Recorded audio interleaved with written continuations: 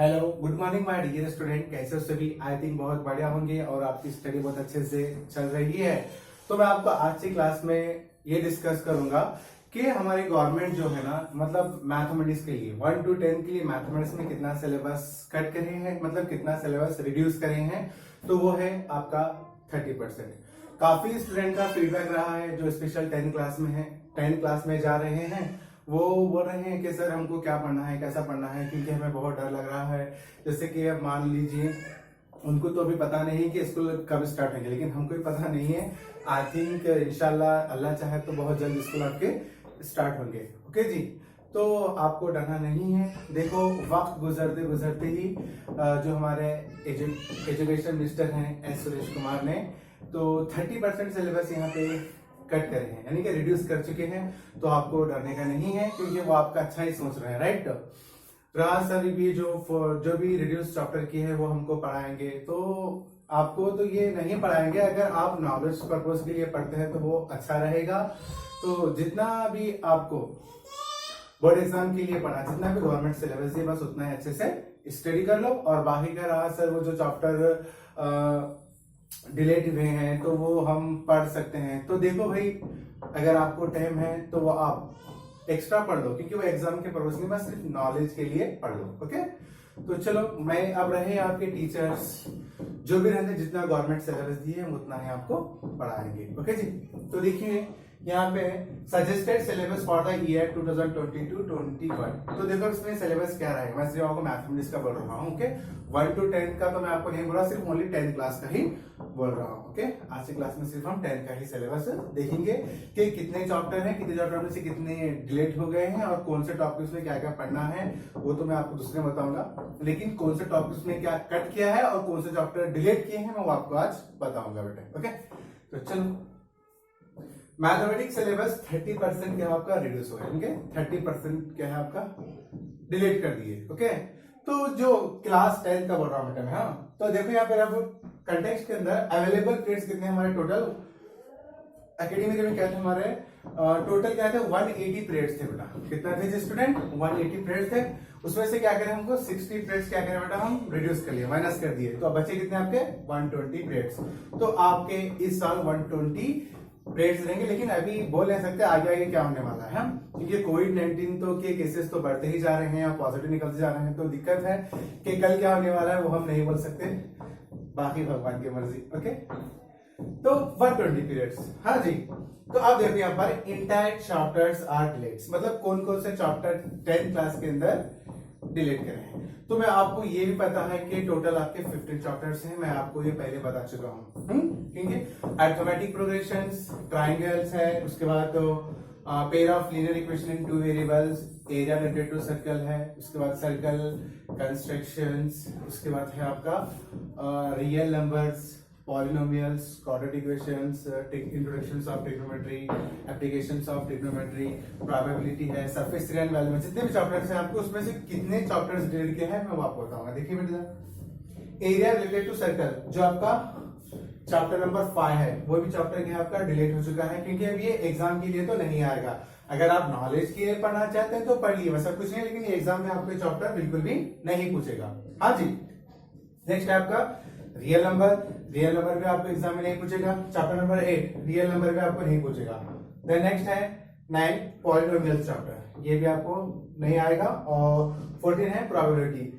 देखो, अभी मैं आपको बता रहा हूं कि ये 4 चैप्टर आपको पढ़ना नहीं है, क्योंकि ये 4 चैप्टर अपना आपके जो गवर्नमेंट है ना, ये 4 चैप्टर के हैं डिलीट कर चुके हैं। तो आपको ये बिल्कुल पढ़ना नहीं है।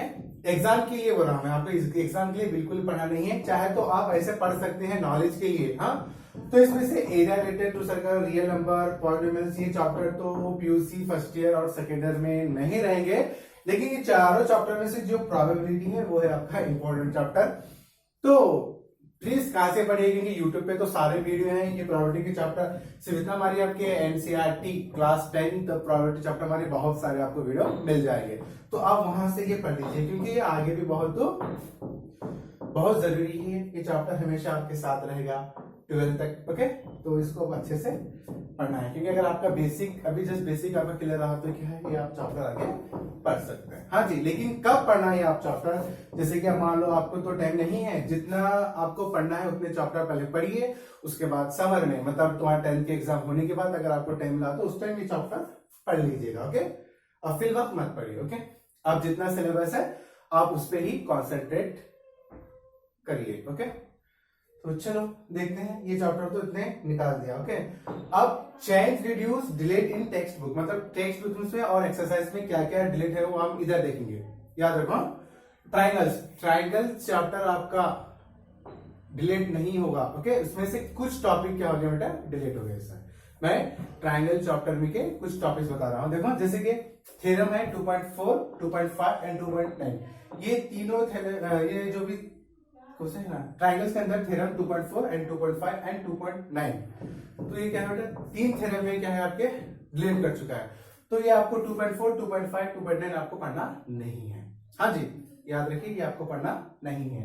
रहा pair of linear equation in two variables, इसमें से 3.3 एंड 3.5 एक्सरसाइज, और जो बुक का कंटेंट है बेटा वो क्या है 3.4.1 एंड 3.4.3, यानी कि आई थिंक कि इसमें है ये क्रॉस मल्टीप्लिकेशन है ना, आपकी जो टोटल 4 मेथड है उसमें से 2 मेथड निकाल चुका है, तो सिर्फ आपको 2 मेथड ही पढ़ना है। हाँ जी, तो ये भी निकाल 3.3 एंड 3.5 एक्सरसाइज आपको पढ़ना नहीं है, ये भी निकाल दिया है। उसके बाद क्वाड्रेटिक इक्वेशन में सिर्फ क्या है कंप्लीटिंग स्क्वायर मेथड ही निकाला है।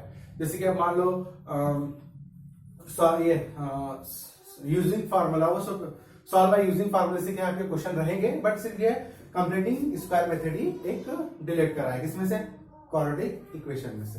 हाँ जी, नेक्स्ट है स्टैटिस्टिक्स में से आपका calculations by assume mean method and step division method या डायरेक्ट मेथड, ये सब क्या है आपके निकाल चुका है। आपको देखो ट्राइंगल के अंदर आप आई थिंक आपको पाइथागोरस थ्योरम और इनवर्स ऑफ पाइथागोरस थ्योरम ये जो भी है वही पूछेगा, तो लगभग 2.4 एंड 2.5, 2.9 तो निकाल चुका है। 1 मिनट में बुक देखता हूँ, 1 मिनट पे।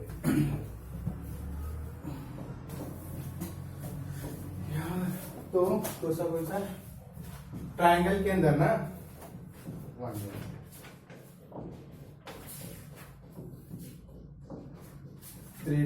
2.4, 2.5 राइट।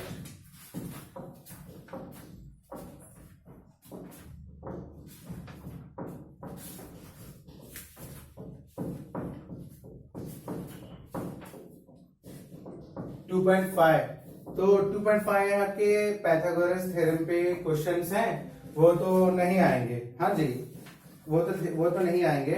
और उसके बाद ये 2.4 ना, 2.4 पे है आपके एक्सरसाइज, 2.4 पे है